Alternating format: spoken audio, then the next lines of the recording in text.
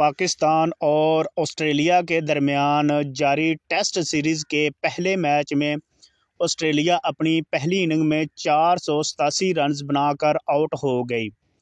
Australia की तरफ से डेविड वार्नर ने ज़बरदस्त बैटिंग का मुजाहरा करते हुए अपनी सेंचुरी मुकम्मल की, जबकि मिचेल मार्श ने भी अच्छी बैटिंग की और वो 90s नर्वस का शिकार हुए। पाकिस्तान की तरफ से आमिर जमाल ने बेहतरीन बॉलिंग का मुजाहरा किया।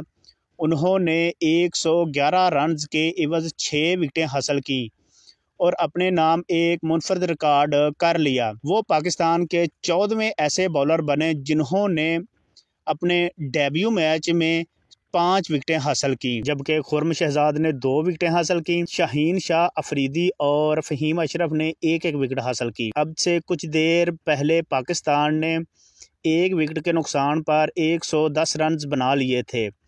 चैनल को लाइक और सब्सक्राइब करना मत भूलें। अल्लाह हाफ़िज़।